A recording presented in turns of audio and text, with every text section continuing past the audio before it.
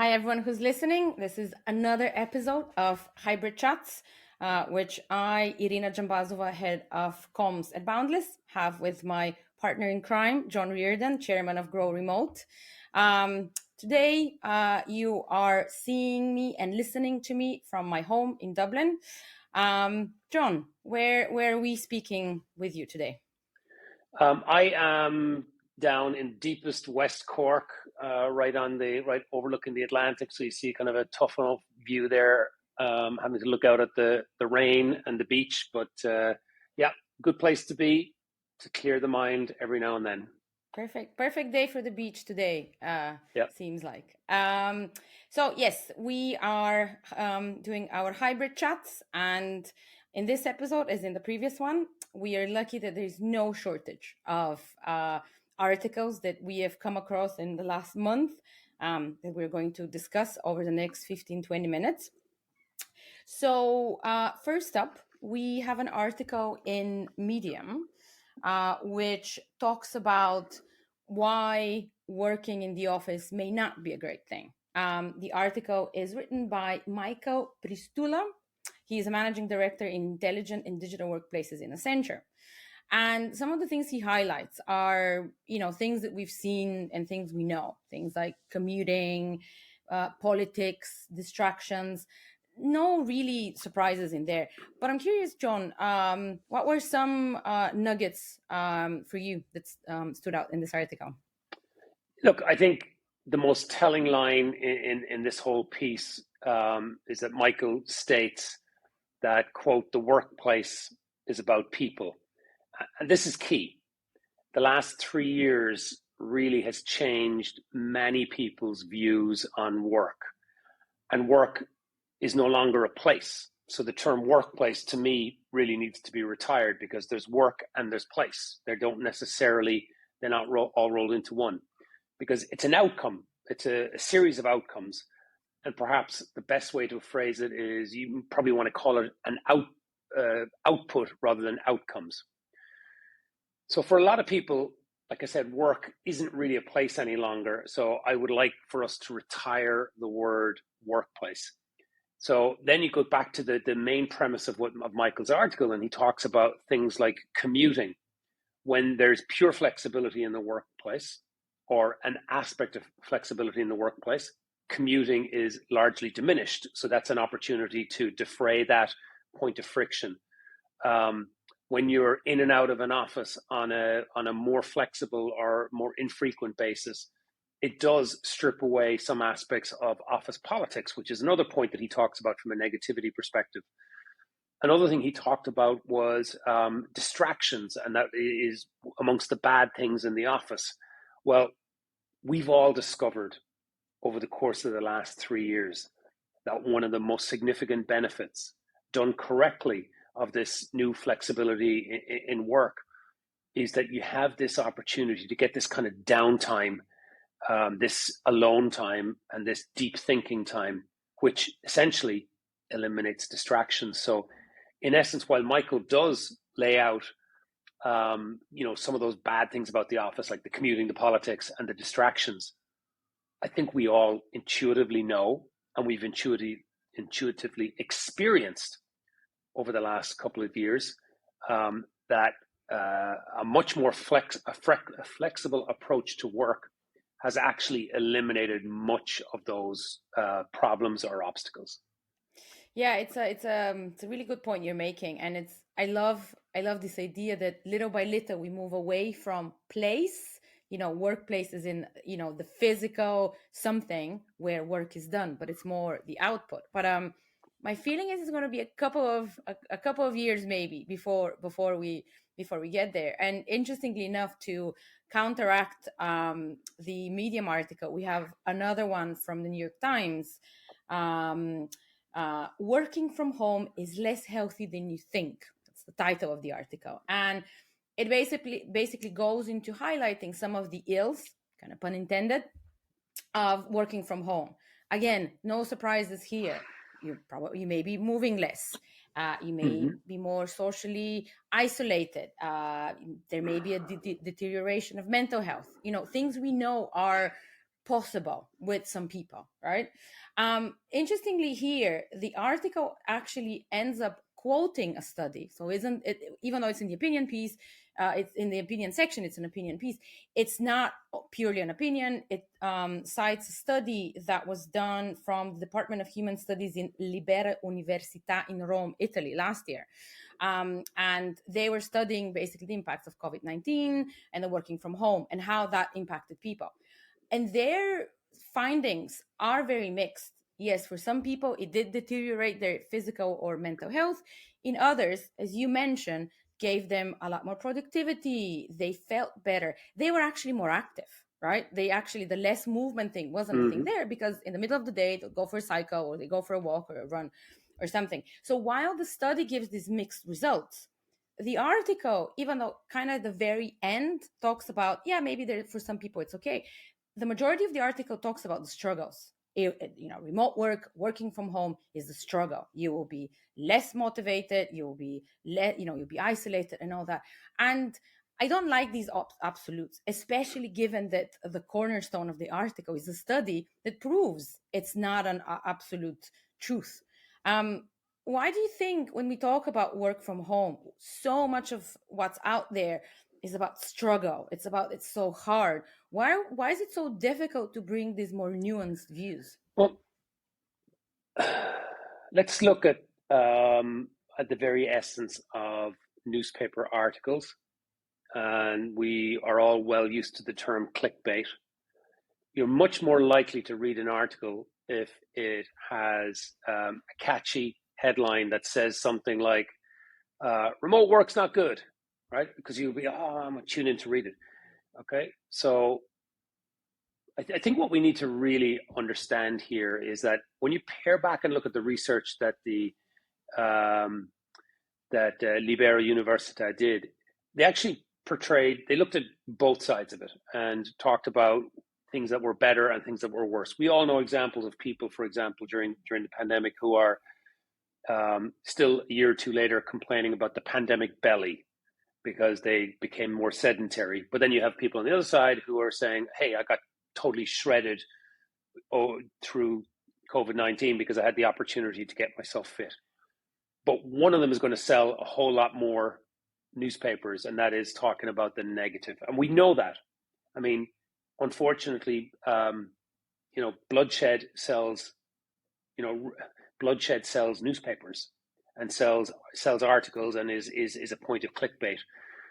And I think we need to realize that. So yes, there are struggles and challenges, and we need to be balanced. Look, work, as they say, work is a 4-letter word ending in K. It's because it's hard. Okay, it's not all a bed of roses, and it is important that we lean into articles that actually look at both the challenges as well as the benefits. So take, for example, I'm going to flip this on its head a little bit. There's been a lot of discussion in the last year or two about remote work being detrimental to mental health. Well, I want to cast your mind back 5 or 6 years when there was way less discussion on mental health at work. So actually, I think we're in a far better situation now where there is an actual open and honest dialogue about mental health in the workplace. And I think we've moved on as a society, and as a working society, we've moved on a whole lot more in that this is a topic that is getting discussed. So if the price of all of this kind of what I would call gentle negativity that's in the articles that are being published and the clickbait that is required to get people to open articles, if the upshot of that is that some of these topics like mental health and social interaction and movement, if that's what's required to get them to be talked about more often, I think that's a compromise I'm willing to actually accept. Controversial at all as it is, I think it's a compromise I'm happy with. I agree with you, and I think it's debate is always always a good thing. But I like the point you're making that sometimes as we read articles, we need to remember that the title needs to be bloodsheddy to sell, but it's not necessarily fully true. And it's an interesting point you're making, right? Like when we talk about struggles, and how far is that true? There is one very significant number of a group of the population that is definitely not struggling. It is most definitely thriving, and that's people with disabilities. There was a study done last year. The results were published in Bloomberg in October, that pretty much the numbers of people with disabilities that are back in the workforce are kind of at the same level as they were before the crisis in 2008, when the economy was thriving. That's the sort of impact that it's having. I think the numbers were 37.6% of labor force participation at the point of August of last year. That is huge.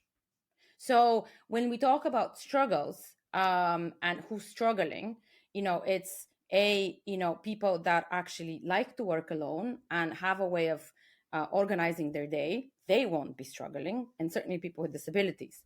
And that's why when you look at other articles, like the announcement that JP Morgan made, that they are now making all leaders come to the office 5 days a week, no exceptions made. Or when you look at articles like the one in the Telegraph, which is basically proclaiming work from home dead, that's when we start having problems, because these are, this isn't the trend. This isn't these companies, JP Morgan, or in the case of the article from the Telegraph, it's really looking at big tech and what big tech has done. 3 years ago, they were all for pandemic. They were not all for pandemic. They were all for remote work during the pandemic. 3 years later, now all of a sudden, one by one, they're all reversing it for various reasons that we're going to get to in a second. But then we make these trends. It's a struggle. It's dying. That's it. Doesn't make sense to me. So let me deal with the first point. I'll deal with the disabilities, and we'll talk about JP Morgan Chase. Okay.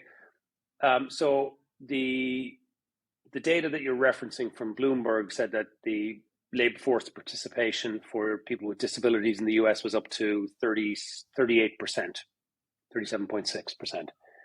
But what we really need to look at is that means that there's 62% of there's a significant number of people with disabilities who are not participating actively in the labor force.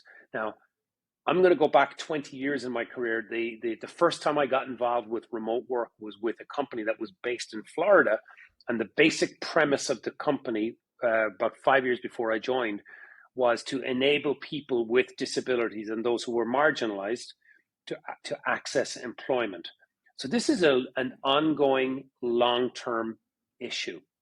So if you draw a line from kind of 25 years ago to now, one of the single biggest enablers of people joining the labor force has been piping work into their homes. In other words, taking out that really difficult point of friction, which is the commute, which has a myriad of different challenges all along the way that actually cause people to put barriers in place to make it really difficult for people to work.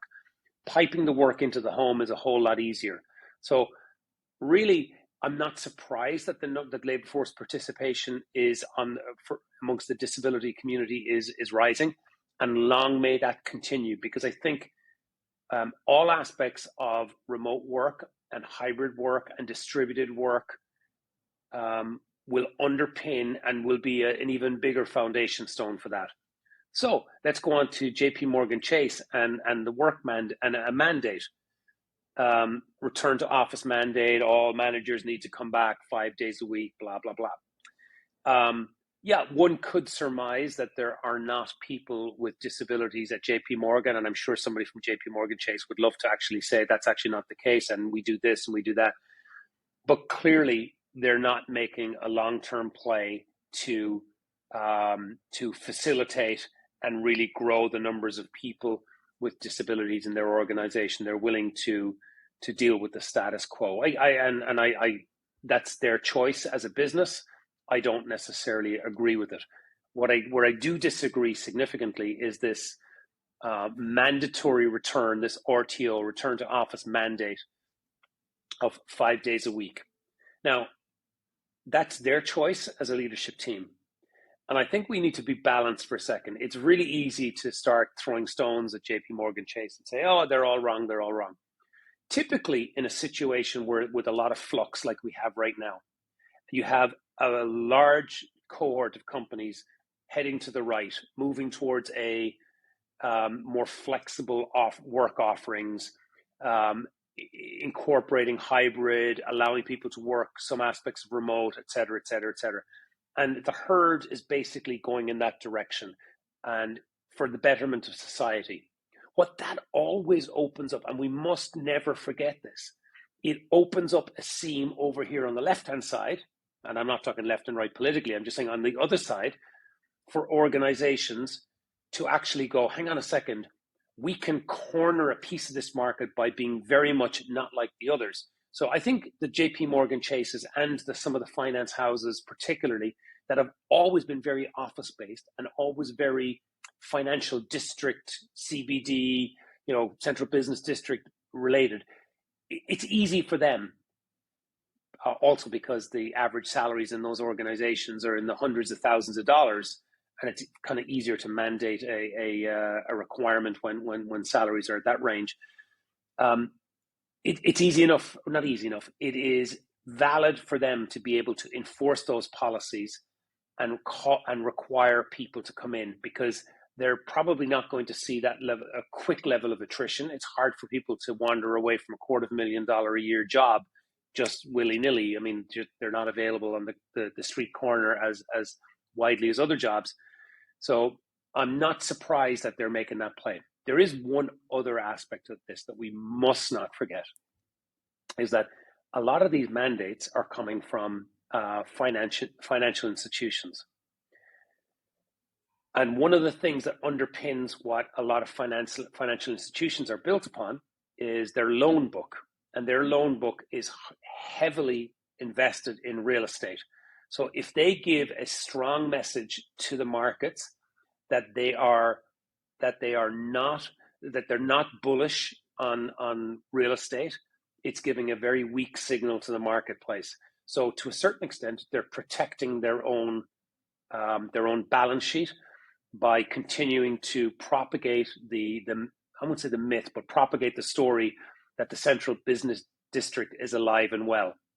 So I think, and just to underpin all of that, let's have a look at some data. Let's refer to some data. So we've talked about it on these discussions before. The oracle of all data is Nick Bloom and WFH research. And they've shown that the number of days being worked remote has settled around the 30% mark, with a good chunk of people working full-time remote, a very large group of people, about 40 to 50% of people working fully remote, fully in office, and then this fairly sizable cohort that is flexible. Okay, so where does that lead into in terms of what people are doing? Well, the best barometer of that is the card swipe data, which is the Castle data, Kastle, which Nick refers to in all of his research. And one of the great things about the Castle data is it shows the number of people who are coming into offices in the major cities in the US. And we know that number is way down from what it used to be. But below that, that just shows people coming into the office, the actual utilization, the in-office desk utilization. In other words, how long is that desk actually being used? The best piece of information for that is a company called Relogix, and that's also referenced in some of the research. And that's about half the level of the occupancy. So the occupancy might be at the 30% mark, but the actual utilization is around the 15% mark. So, clearly these return to office mandates are very dangerous across a whole industry. They might well work for one company, But if you're a journalist and you listen to what JP Morgan Chase is saying, and you decide to make a proclamation that remote work is dead just because one company has said they're going to go back to the office, you're missing a vast amount of data that would indicate that people are not going back in their droves to the central business districts, right? And the one other piece of information that is not work related that fits underneath all of this again is cell phone usage.